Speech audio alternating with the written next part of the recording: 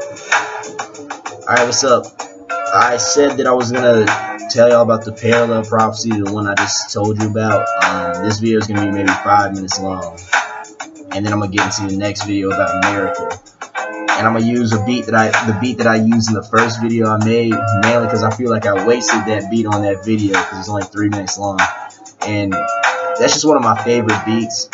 And I think it hold a lot more value if I put it on a long ass video. So that's what I'm gonna do. Please forgive me. This is gonna be the last time I use that beat, at least for the next few months or so. I'm always trying to find new beats to use. I just realized I never used this one before, so here we go. So I'm sorry, but you're gonna have to deal with me stuttering and losing my train of thought in this video because I can't find a website that lays out all this information, so I'm just gonna have to go off the top of my head. But it's really simple. So there's another prophecy in Daniel after the one I just told you about, and it's like I said, it's a parallel prophecy to the one I told you about with the image. But this time, instead of seeing an image, he sees beasts, 4 beasts, and just so you know, for future reference, in Bible prophecy, there's sort of like a code or a language that you have to kind of be savvy to. A beast will always represent a political power or a nation or a kingdom. Earth will represent, well, waters will represent a great multitude of people, and earth being the opposite of water will represent a scarcely populated area. A day equals a year.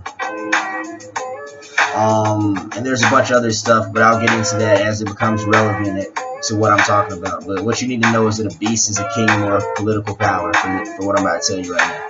So he sees 4 beasts, each is different from each other, and each is terrible in appearance. You've got first a lion with the wings of an eagle, and he watches as the wings of the eagle are plucked up off of this lion's back, and then the lion is lifted up to stand on its feet like a man. Then he sees a bear that's leaning over on one side like this, and it has 3 ribs in its mouth. Then he sees a 4-headed leopard with 4 wings of a fowl. And then after that, finally, he sees this terrible looking monster thing with like 10 horns of iron. The claws are made out of iron, and his teeth are made out of iron. And it's just a horrible looking thing. So to put it simply, the lion represents Babylon.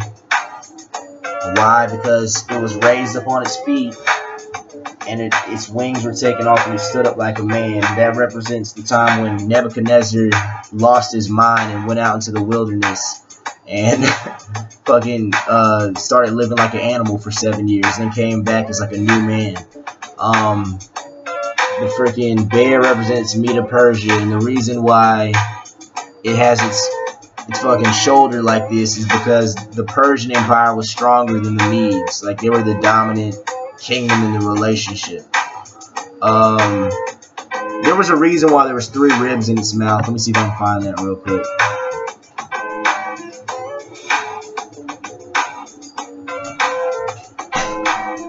I think it had 3 ribs in its mouth because those are like 3 kingdoms that they sacked. I'm pretty sure that's what it was. It's been a minute since I've studied this, but I think you get the picture. And then the leopard was Greece, and the reason it had 4 heads is because Greece split into 4 kingdoms. You know, the Spartans, Sparta, Athens, and whatever the other 2 are. I don't know too much about Greek history, but they split into 4 kingdoms. The 4 kingdoms of Greece, and that's what the 4 wings represent as well. And then you finally have the Roman Empire, or the fucking weird beast that has no name and with the iron and everything. And you know, obviously the 10 horns represent the 10 kingdoms that come about after Rome is split, and the teeth of iron represent all the it's just wrong, okay? I'm sorry. This is a crappy video to its core, but I was just showing you that there was another prophecy that just went to corroborate with the first prophecy I told you about. And this is just another video that goes to show how much I need scripts. So that's it. On to the next one.